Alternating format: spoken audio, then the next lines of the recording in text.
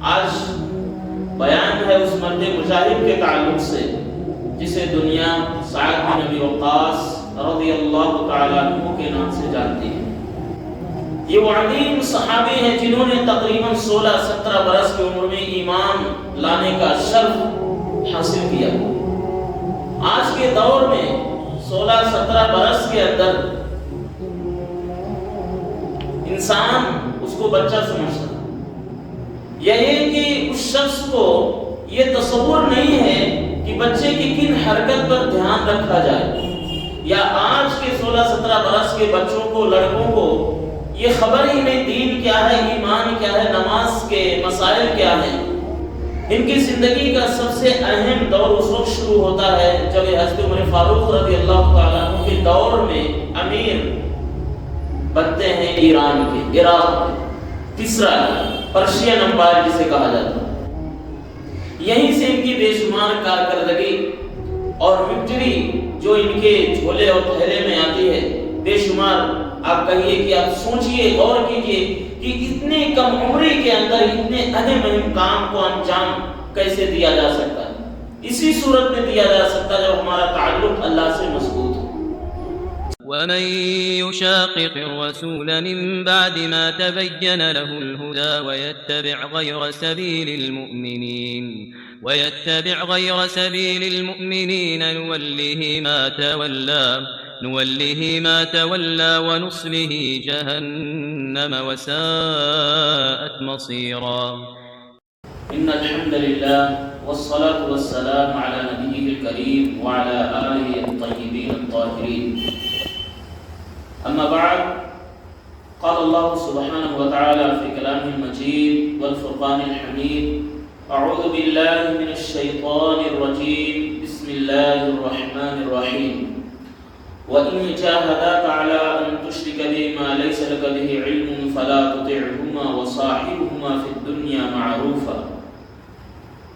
سورہ لقمان آیت نمبر 15، سورہ نمبر 31، پارہ نمبر 21۔ معزز محترم حاضرین و سامعین، آج کے اس ہفتہ واری درس میں عنوان ہے فاتح ایران کی حالات زندگی۔ محترم سامعین، آج بیان ہے اس مرد مجاہد کے تعلق سے جسے دنیا سعد بن ابی وقاص رضی اللہ تعالیٰ عنہ کے نام سے جانتی ہے، جنہیں دنیا ہی میں رسول اکرم صلی اللہ علیہ وسلم کی زبان مبارکہ سے جنت میں داخلے کی خوشخبری ملی۔ عشرہ مبشرہ بالجنہ، یعنی وہ 10 خوش نصیب صحابہ کرام جن کو اللہ کے نبی صلی اللہ علیہ وسلم نے جنت کی بشارت اور خوشخبری سنائی دنیا ہی کے اندر۔ یقیناً جیسا کہ آپ نے ابھی درس سنا، منہج کی اہمیت ہر دور میں رہی ہے، اور منہج گویا کہ ہماری زندگی کے لیے کھانے پینے سے بھی زیادہ اہمیت کا حامل ہے۔ جس طریقے سے ہمارا جسم بھوکا ہوتا ہے، بیماریاں لگتے ہیں، اسی طریقے سے ہماری جان، ہماری روح بھی زنگ آلود ہوتی ہے۔ جیسے کہ لوہا ہوتا ہے، اس پر زنگ لگتا ہے اگر اس کی حفاظت نہ کی جائے۔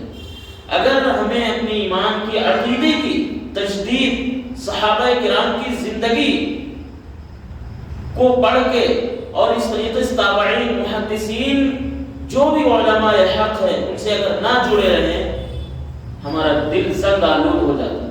منہج تو چھوڑیے، ایمان بچانا مشکل ہو جاتا ہے۔ منہج تو بہت عظیم چیز ہے، اسی لیے اسی منہج کو سمجھنے کے لیے آپ کو صحابہ کرام کی زندگی کو بھی جاننا ضروری ہے کہ کس طریقے سے انہوں نے دین میں داخلے کے بعد اپنی زندگی کیسے گزاری۔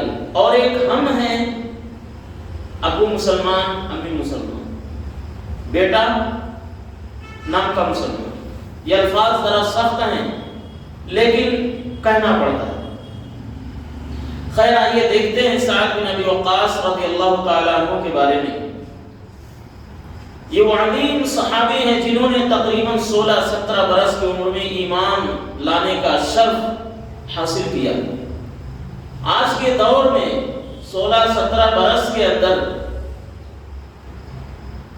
انسان اس کو بچہ سمجھتا ہے، یہ کہ اس شخص کو یہ تصور نہیں ہے کہ بچے کی کن حرکت پر دھیان رکھا جائے، یا آج کے 16-17 برس کے بچوں کو، لڑکوں کو یہ خبر ہی نہیں دین کیا ہے، ایمان کیا ہے، نماز کے مسائل کیا ہیں، وضو، غسل، طہارت کے مسائل کیا ہیں، یہ تک پتہ نہیں ہے۔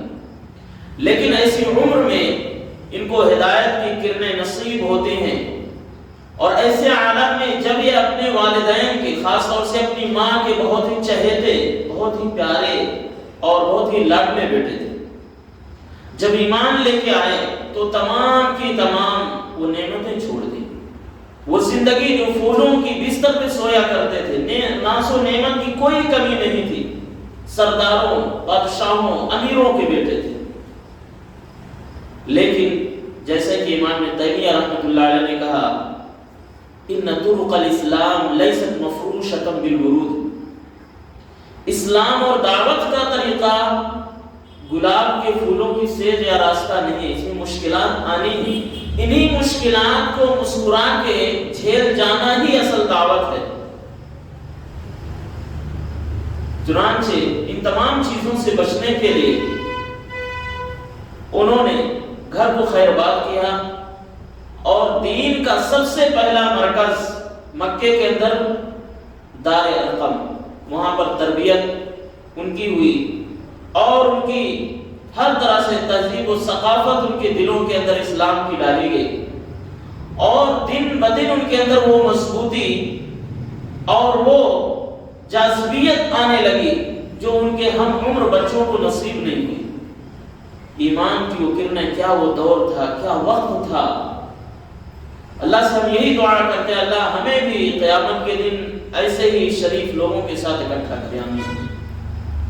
ایمان لانے کے بعد ایمان کی بے شمار خدمت کی، ایسے ہی عمر کے اندر انہوں نے قرآن کو حفظ کیا۔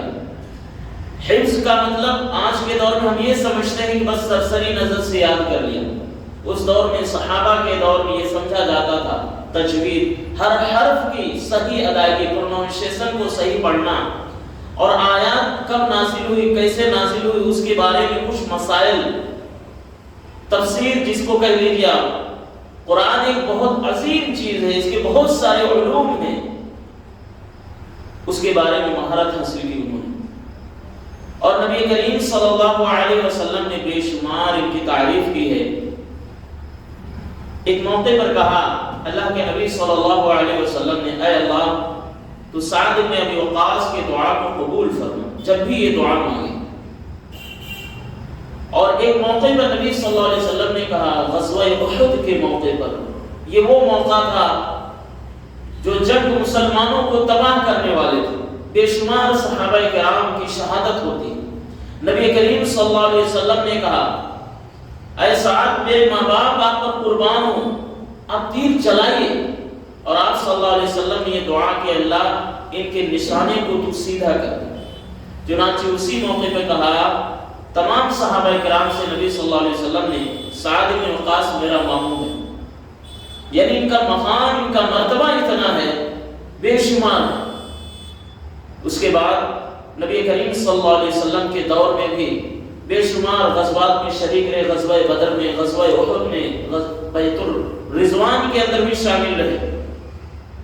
ان کی زندگی کا سب سے اہم دور اس وقت شروع ہوتا ہے جب حضرت عمر فاروق رضی اللہ تعالیٰ عنہ کے دور میں امیر بنتے ہیں ایران کے، عراق کے، کسریٰ، پرشین امپائر جسے کہا جاتا ہے۔ یہیں سے ان کی بے شمار کارکردگی اور وکٹری جو ان کے جھولے اور تھیلے میں آتی ہے، بے شمار۔ آپ کہیے کہ آپ سوچئے، غور کیجئے کہ اتنے کم عمری کے اندر اتنے اہم کام کو انجام کیسے دیا جا سکتا ہے۔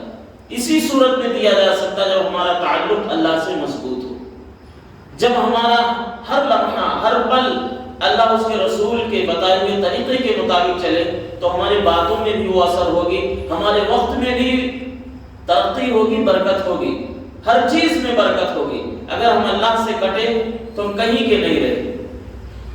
ایران گئے، وہاں پر انہوں نے دیکھا کہ لوگ ہزاروں سال سے بھی زائد دنوں سے آگ کی پوجا کر رہے ہیں، جنہیں ہم مجوسی کہا جاتا ہے، کہتے ہیں زرتشت کہا جاتا ہے، آگ کی پوجا کیا کرتے تھے۔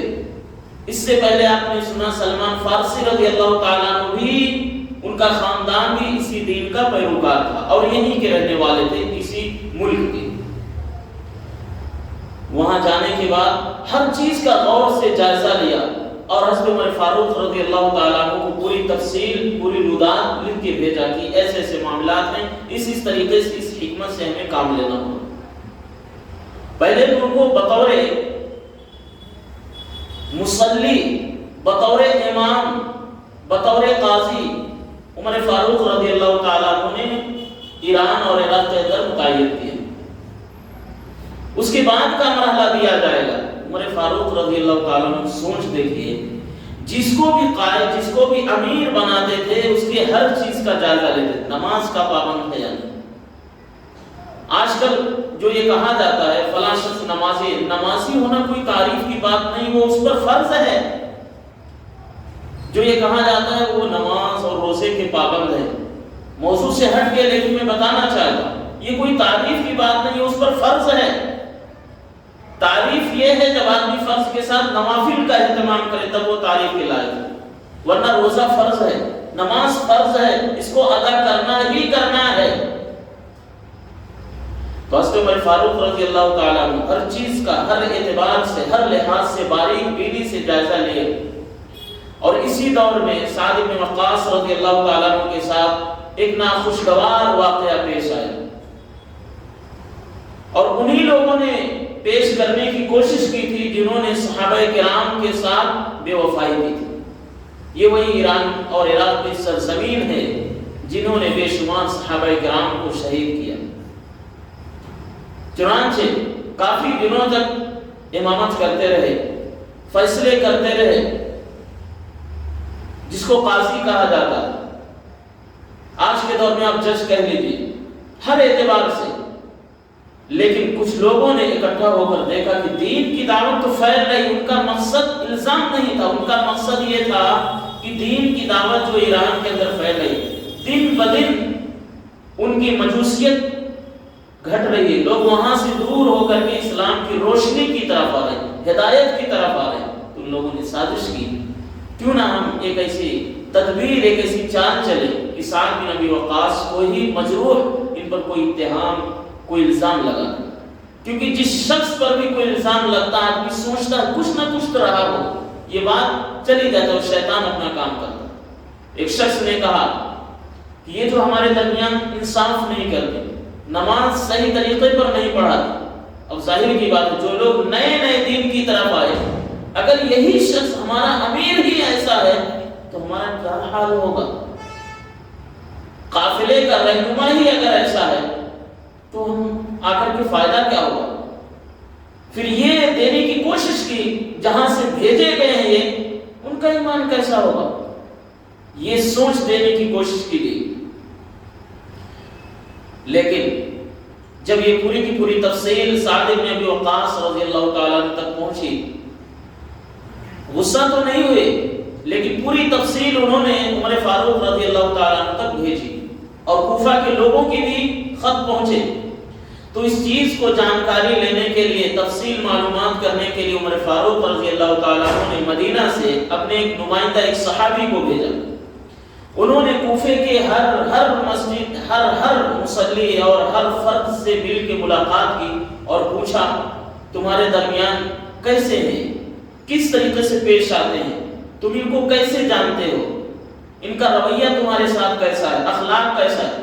تمام لوگوں نے بے شمار تعریفیں کی، بہت اچھے القاب سے نوازے، کہا کہ بہت اچھے ہیں، ہمارے درمیان تو سمجھ لیجئے ایسے ہی ہیں کہ جیسے ہم لوگ برائی کے دہانے پہ تھے، گمراہی اور ہلاکت کے دہانے اور کنویں میں گرنے والے تھے، انہوں نے ہمیں بچایا، انہوں نے اللہ کے فضل سے ہمارے شرک اور کفر کی زندگی سے ہمیں پاک کیا اور ایک صحیح، ایک روشنی اور ایک دین کی طرف لے کے آئے۔ لیکن ایک شخص تھا، اس نے بے شمار جو الزام لگائے تھے، اس نے کہا کہ نہیں، یہ ایسا ایسا کرتے ہیں۔ جب معاملہ بہت سنگین ہوا، بعض روایتوں میں ہے کہ عمر فاروق رضی اللہ تعالیٰ عنہ خود آئے بعض روایتوں میں ہے کہ یہ نمائندے ہی. خیر مین پوائنٹ جو ہے اس شخص کو بلایا گیا جس نے الزام لگایا، لیکن جب اس کو بلایا گیا تو اس نے اپنی بات بدل دی. پہلے کیا کہا تھا؟ یہ نماز صحیح نہیں پڑھاتے، لیکن جب اس کو بلایا گیا تو اس نے کیا کہا؟ یہ انصاف نہیں کرتے، ہمارے درمیان اچھے سے پیش نہیں آتے. دوسری بات بدل دی. آج یہی دور ہے، کسی بھی مناج کو، کسی بھی چیز کو جب بدنام کرنا ہوتا ہے یا ان پر بلیم یا ان کو کہہ لیجیے کہ ان پر اتہام لگانا ہوتا ہے، پہلے کچھ بات کہی جاتی ہے، پھر اس کے بعد جب معاملہ پیش ہوتا ہے مناظرے کا چیلنج دیا جاتا ہے، اس کے بعد گالی گلوچ ہوتا ہے اور پھر الگ سے باتیں شیئر کی جاتی ہیں. یہی اس زمانے میں ہوا تھا. چنانچہ سعد بن ابی وقاص رضی اللہ تعالیٰ عنہ کا مسلم شریف کی تفصیل سے روایت ہے، انہوں نے کہا کہ اگر یہ شخص جو باتیں اس نے کہی یقیناً یہ چیزیں صحیح نہیں ہیں، اور اگر یہ سچا ہے ٹھیک ہے، لیکن اگر اس نے غلط باتیں کہی ہیں تو 3 باتیں میں کہتا ہوں میرے دل کی گہرائیوں سے، اور میرے دل میں جو چوٹ پہنچی ہے، جو درد پہنچی ہے، وہ درد میں بیان کرنا چاہتا ہوں. 3 باتوں کی شکل میں انہوں نے وہ درد بیان کی. پہلی بات انہوں نے کہا اللہم اطل عمرہ، اے اللہ اس شخص کی عمر کو بہت لمبی کر. بہت سارے لوگ یہ سمجھتے ہیں کہ عمر لمبی ہونا ہے بڑی بات ہے. عمر لمبی ہونا اس وقت آپ کے لیے فائدہ مند ہے جب آپ کی عمر نیکیوں سے بھری ہو، ورنہ فضول کاموں میں ہو کہ یہ رحمت یا فائدے کی بات نہیں بلکہ زحمت ہوتی. کہ اس کی عمر بہت لمبی ہو. دوسری بد دعا کی اللہم اطل فقر، اور فقیری محتاجگی در در بھیک مانگنے کی عادت اس کے اندر ڈال دے اللہ. تیسری بد دعا وعرض للفتن، اور فتنوں میں اس کو مبتلا کرتے اس آخری عمر میں بھی. یہ چیزیں ہوئی. اس کے بعد جب وقت گزرتے گیا جو اس محفل میں بہت سارے لوگ شریک تھے، جب اس بزرگ سے ملتے تھے کہتے تمہارا کیا ہوا؟ کہتے اصابتنی دعوت سعد، مجھے سعد بن ابی وقاص رضی اللہ تعالیٰ عنہ کی بد دعا لگ گئی، میں نے ان کے ساتھ جو ہے بہت بڑا ظلم کیا، مجھے احساس ہو رہا. اور ایسے عمر میں بھی جس کی آنکھ کی پلکیں اور بھویں بالکل لٹک چکی تھی، ہاتھوں سے اٹھا کے اپنی پلکوں کو اٹھاتا تھا تب دکھائی دیتا تھا. اس قدر عمر لمبی ہوئی. اور ایسے حالات میں بھی فتنوں، اس طریقے سے غلط خیالات، عورتوں کے ساتھ غلط ویوہار کرنا، چھیڑنا، ایسی عمر میں تھی. یہ بد دعا تھی. لوگ ہنستے تھے، بچے اس کا مذاق اڑاتے تھے، جبکہ وہ ایک بہت ہی قداور شخص تھا. آج بھی بہت سارے لوگوں کو یہ گمان ہوتا ہے، یہ وہم ہوتا ہے. ائمہ بھی، علماء بھی، دعات بھی ایک انسان ہے، ان سے بھی خطا ہوتی ہے. لیکن جب انسان، حالانکہ یہاں کوئی خطا ہی نہیں تھی، کوئی خطا ہی نہیں، کوئی بھی خطا نہیں. جس طریقے سے لوگوں کی نگاہ علماء پر رہتی ہے، اسی طریقے سے اگر ان کی نگاہ اپنے اولاد پہ بھی رہے تو ان کی اولاد کب کا سمجھ جائے، ان کی اولاد کب کا درست ہو جائے، صحیح راستے پہ آ جائے. اس لیے ضرورت ہے کہ لوگ زیادہ سے زیادہ اپنے آپ پہ توجہ دیں. یقیناً خیر خواہی کرنا بڑی بات، کسی سے کوئی غلطی ہو اس کی اصلاح کا بھی طریقہ، آپ اس سے تنہائی میں ملیں، آپ سے یہ غلطی ہو، یقیناً وہ آدمی آپ کا شکر گزار ہوگا. لیکن اس کو پبلک میں عام کرنا اور اس کو اس طریقے سے نمک مرچ لگا کے بیان کرنا کہ اپنی بھڑاس نکال رہا ہو انسان، تو یقیناً یہ بہت ہی غلط چیز ہے، غلیظ چیز ہے. اور بہت سارے علماء نے کہا ہے کہ جو شخص علماء پر اتہام یا اس طریقے سے ان پر بدزبانی کرتا ہے، گویا کہ وہ زہر آلود گوشت کھا رہا ہے، یعنی اس کی موت قریب ہے، اس کا ایمان خراب ہو چکا ہے، اس کا دین اور اس کا عمل بیکار ہو چکا ہے. کوئی معمولی چیز نہیں. اور قرآن کی بھی آیتیں ہیں، اے لوگو تم اللہ اس کے رسول کو اذیت مت پہنچاؤ. اسی طریقے سے آپ پڑھیں گے قرآن مجید کے آخری پارے کے اندر جو لوگ اللہ اس کے رسول اور مومنین کو فتنے میں مبتلا کرنا چاہتے، ان الذین فتنوا المؤمنین والمؤمنات، جو فتنے میں مبتلا کرنا، ان کے لیے دردناک عذاب. فتنہ کیا ہے؟ یعنی ان کے لیے پریشانی کا سبب بننا یا پریشانی کریٹ کرنا، یہی ساری چیزیں ہیں. تو ایسے لوگ اپنے اعمال کی اصلاح کر لیں، اپنے آپ کا جائزہ لیں. ان کے پیچھے پڑے رہنا، ان کی غیبت، چغلیاں یا اس طریقے کسی بھی علماء حق بھی، صحابہ، تابعین، تبع تابعین، یہ بہت ہی غلط چیز ہے، بہت ہی بھیانک چیز ہے، اور انسان گویا کہ اس کے ذریعے سے اپنے اعمال کو تباہ کر چکا ہو۔ اب ہم آتے ہیں کہ سعد بن ابی وقاص رضی اللہ تعالیٰ عنہ کیسے آگے کی کارروائی پوری کی پوری مکمل کی۔ ایک شخص سعد بن ابی وقاص رضی اللہ تعالیٰ عنہ کے زمانے میں آیا اور اس نے صحابہ کرام کو برا بھلا کہنا شروع کر دیا، کیونکہ یہ وہ سرزمین ہے جہاں سے فتنے شروع ہوئے، اور یہیں سے وہ شخص نکلتا ہے جو حضرت عمر فاروق رضی اللہ تعالیٰ عنہ کو شہید کرتا بھی آئے گا۔ تو انہوں نے دعا کی کہ اللہ جس شخص نے بھی تیرے نیک بندوں پر بدزبانی کی ہے تو اس سے بدلہ لے۔ کہتے ہیں کہ میری دعا ابھی ختم نہیں ہوئی، میں نے دیکھا ایک بہت ہی مضبوط اور طاقتور اونٹ آیا، اور جس شخص نے بدزبانی کی تھی صحابہ کرام پر، اس کا سر پکڑا اور کچل دیا، اور اس کے اوپر بیٹھ کے اپنے پاؤں سے رودنے لگا، وہ شخص بالکل چٹنی کی طرح ہو گیا۔ یہ طبرانی اور مستدرک حاکم میں بالکل مرقوم ہے، صحیح آپ جا کے دیکھ سکتے ہیں، یا اسی طریقے سے سیرت کی دیگر کتابوں میں جرنیل صحابہ میں دیکھ سکتے ہیں، حکمران صحابہ میں دیکھ سکتے ہیں، حیات صحابہ کے درخشاں پہلو میں بھی آپ پڑھ سکتے ہیں تفصیل سے، اور عربی میں پڑھنا چاہے تو اسی طریقے سے تاریخ للامام الذہبی پڑھ سکتے ہیں، اور بھی اس کے علاوہ کتابیں ہیں۔ اس کے بعد جب ایران فتح ہوا، ایران فتح کیسے ہوئی اس کی بھی مختصر میں بتانا چاہتا ہوں۔ پہلے تو انہوں نے لوگوں کی اصلاح عقیدے سے کی۔ آج جو یہ چیز پھیلائی جاتی ہے خاص طور سے مودودیت کی طرف سے، جو لوگ یہ عقیدہ لوگوں کے درمیان خاص طور سے نوجوانوں کے درمیان کرتے ہیں، پہلے رول یعنی پہلے حکومت کرو اس کے بعد آپ عمل کرو، حالانکہ یہ غلط ہے۔ مکے میں 13 سال نبی صلی اللہ علیہ وسلم عقیدے کی اصلاح کرتے رہے، اسی دوران مدینے میں جو لوگ حج کو آتے تھے ان کی بھی عقیدے کی اصلاح کرتے رہے۔ وہاں جب گئے تو ڈائریکٹلی وہاں پر رولنگ یا حکومت نہیں کی، پہلے لوگوں کی اصلاح کی، دعوت و تبلیغ کی، ایک دو جنگیں ہوئی، اس کے بعد حکم نازل ہوئی، اس کے بعد کوئی چوری کرتا ہے اس کے ہاتھ کاٹے جائیں، کوئی شخص زنا کرتا اس کو سنسار کیا۔ یہ فیصلے بعد میں آئے، کیونکہ انسان کو پہلے یہ معلوم ہونا چاہیے کس چیز سے بچنا، کس چیز سے رکنا ہے، کس چیز کو کرنا ہے، کس چیز کو نہیں کرنا ہے، یہ معلوم ہونا چاہیے۔ آپ کیسے حکومت کریں، کیسے سزا دیں گے؟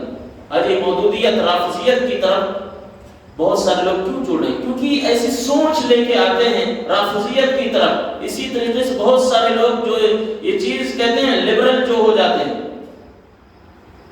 ان کو فالو کرتے ہیں کیونکہ یہ چیزیں ان کو اچھی لگتی ہے سننے میں۔ اسلام بظاہر ان کو ایسا لگتا ہے، جو علماء حق یہ بتاتے رہتے ہیں کہ نہیں ابھی وقت ایسا ہے، تو ان کو یہ ایسا لگتا ہے کہ یہ علماء کیا ہے، ان کو ایسا لگتا ہے کہ یہی چیزیں، یہی جمہوریت یا کہہ لیجیے کہ یہی ایسی چیزیں جو انسان کو نجات کی طرف دلا سکتی، لیکن سراسر یہ غلط ہے۔ چاہے رافضیت ہو، مودودیت ہو، جتنے بھی چیزیں یہ سب اسلام کو ختم کرنے اور ایک سازش کے تحت وجود میں آئی۔ آپ اس کا مطالعہ کریں، آپ اس کو پڑھیں، کوئی ایسی ویسی بات نہیں، ڈھکی چھپی بات نہیں ہے، یہ پوری کی پوری دنیا کے اندر ہر کوئی شخص جانتا ہے۔ اس کے بعد جب وہ گئے لوگوں کی عقائد کی اصلاح کی، عقائد کی اصلاح ہونے کے بعد بہت سارے لوگ خود آتے رہے۔ سعد بن ابی وقاص رضی اللہ تعالیٰ عنہ، مغیرہ بن ابی شعبہ رضی اللہ تعالیٰ عنہ کو بھیجا، جو یزدجر تھا، یعنی جو تیسرا حاکم تھا پرشین امپائر کا، لاسٹ جو چل رہا تھا۔ اس نے کہا کہ بھائی آپ لوگ تو ایسے قبیلے سے ہو، آپ لوگوں کے پاس کھانے پینے کا نہیں، صحیح سے چپل نہیں ہے، سواری نہیں، گھر نہیں، ہمارے محل تو دیکھو، ہم کتنے عالی شان محلوں میں، جگہوں میں، کرسیوں پہ، اور اس طریقے سے فرنیچرز ہمارے محلوں میں ہیں، آپ کو تو دیکھنا بھی نصیب نہیں ہو۔ مغیرہ بن شعبہ نے جو بات کہی یہی اہل ایمان کی چیز۔ انہوں نے کہا کہ جس پر آپ اترا رہے ہو یا جس پر تم مچل رہے ہو یہ تمہارا غلط خیال ہے، ہم آئے ہی اس لیے ہیں کہ تمہیں اللہ کی دین کی طرف بلائے۔ غصے سے جواب نہیں دیا، ہمارے سامنے یہ تمہاری باتیں کچھ نہیں، یہ ایمان کا بدلہ سیدھا اور سیدھا جنت۔ انہوں نے کہا کہ آپ دین کی باتوں کی طرف آئیں، ہم آپ کو دین کی دعوت دیتے ہیں، ہم آپ کے ساتھ اچھائی کے ساتھ پیش آتے ہیں، ہم آپ کو یہ دعوت دیتے ہیں کہ آپ سوچیں سمجھیں غور و فکر کریں، اور اگر آپ انکار کرتے ہیں ہمارے راستے میں آپ رکاوٹیں بنیں گے اور ہمیں تکلیف دیں گے تو پھر ہم آپ کا مقابلہ کریں گے اور آپ ہمارے مقابلے کی طاقت نہیں رکھیں گے۔ آپ یہ نہ دیکھیں کہ ہمارے پیروں میں چپل ہے یا ہمارے پاس سواریاں ہیں یا نہیں، ہمارے پاس وہ عزم ہے، وہ ہمت ہے، جیسے کہ شاعر نے کہا آئین جواں مردی حق گوئی و بے باکی، آئین جواں مردی حق گوئی و بے باکی، اللہ کے شیروں کو آتی نہیں رو بائی، یعنی جوانوں کی آئین اور نشانی حق گوئی ہونی چاہیے۔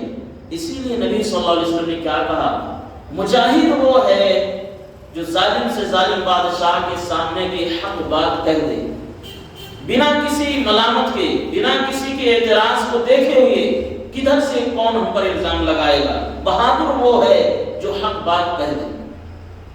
تو چنانچہ وہ یہ باتیں کہتے ہیں اور وہ شخص بہت شرمسار ہوا، دھیرے دھیرے یہیں سے اس کی باتیں اور اس کی حکومت ہلنے لگی، اور پورا کا پورا وہ بت کدا، وہ زرتشتوں کا معبد جس میں ہزاروں سال سے آگ کبھی بجھتی نہیں، کبھی بھی نہیں، کیونکہ ان کا ماننا ہے اگر آگ بجھ گئی تو ہمارا معبود ختم اور ہمارے لیے پھر ڈارکنیس ہے، تباہی ہے، اندھیرا ہے، اجالا نہیں۔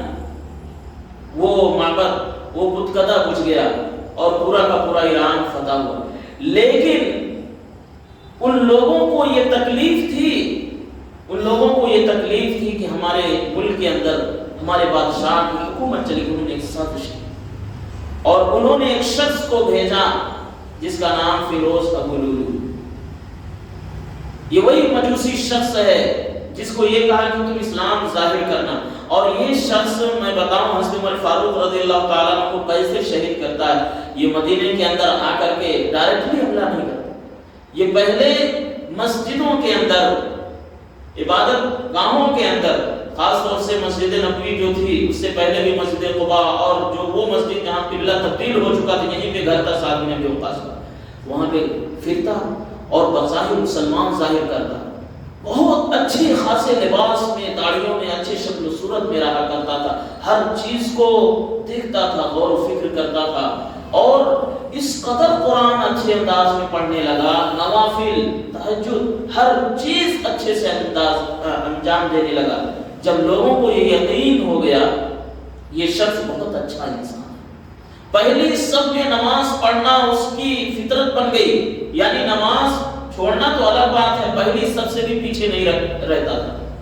جو لوگ اپنے صحیح یا غلط مقصد کو پانا چاہتے ہیں وہ اپنے مقصد سے کبھی پیچھے ہٹتے نہیں۔ غور کیجیے، جب تمام صحابہ کرام کو یہ یقین ہو گیا کہ یہ شخص بہت متقی، بہت پرہیزگار ہے، اور اس ٹائم زیادہ روشنی اور زیادہ یہ چیزیں نہیں ہوا کرتی، پہلے سب میں تھا، اور اس نے وہ خنجر جو کئی سالوں سے زہر میں اس کو پگھلا کے بنایا گیا تھا، وہ خنجر، اور وہ بہت تیزی سے حملہ کرتا ہے، پورا پیٹ جو ہے چھلنی ہو جاتا ہے۔ حضرت عمر فاروق رضی اللہ تعالیٰ عنہ، حضرت عمر فاروق رضی اللہ تعالیٰ عنہ زمین پہ گر جاتے ہیں۔ اس کے بعد عبد الرحمن بن عوف کافی دیر کے بعد ٹھہرتے ہیں، اور کافی دیر کے بعد ان کی قرأت جب سنائی دیتی ہے تو صحابہ کرام سمجھتے ہیں سب کچھ ہوا، جو لوگ پیچھے تھے، لیکن اس کو پکڑ لیا گیا، بعد میں پکڑا گیا۔ تو کہنے کا مقصد یہ ہے کہ اس طریقے سے انہوں نے بدلہ لینے کی کوشش کی۔ فیروز ابو لولو، آج بھی آپ دیکھیں ایران میں فیروز ابو لولو کا مزار ہے، الولی المتقی فیروز ابو لولو، وہاں پر ہمارے ملک سے بھی لوگ نظر و نیاز کرنے جاتے ہیں۔ آپ جائیے دیکھیں، نیٹ پہ آپ سرچ ماریں فیروز ابو لولو کا مزار، وہاں پر جتنے بھی روافض ہیں سب وہاں دعائیں مانگتے پھریں گے، دعا مانگتے باقاعدہ، اس کو ولی مانتے ہیں، اور اس کا باقاعدہ عرس ہوتا ہے۔ کس لیے؟ کیوں؟ اس لیے کہ ایران کا وہ بت کدہ انہوں نے ٹھنڈا کیا تھا، اور جو ایرانیوں کی عداوت ہے حضرت عمر فاروق رضی اللہ تعالیٰ عنہ کی اسی وجہ سے انہوں نے وہاں پر اسلام کی روشنی پھیلائی۔ خیر، سعد بن ابی وقاص رضی اللہ تعالیٰ عنہ دین کی دعوت کرتے رہے، 17 سال سے جب سے لگے رہے دین میں، آخری وقت تک دین کے راستے پہ لگے رہے، لوگوں کو دین سے جوڑتے رہے، اور نبی صلی اللہ علیہ وسلم سے بہت قریب رہے، بہت خوش رہے، نبی صلی اللہ علیہ وسلم بھی آپ سے بہت خوش رہے، اور عمر فاروق رضی اللہ تعالیٰ عنہ بھی آپ سے خوش رہے، اور آخر میں جا کر کے ان کی عمر 70-80 سال ہوتی ہے، پھر اس کے بعد ان کا انتقال ہوتا ہے۔ اللہ تعالیٰ سے دعا کہ اللہ تعالیٰ ہم تمام لوگوں کو صحابہ کرام کے نقش قدم پر چلنے کی توفیق عطا فرمائے اور مانہج سلف سے جڑے رہنے کی توفیق عطا فرمائے، آمین۔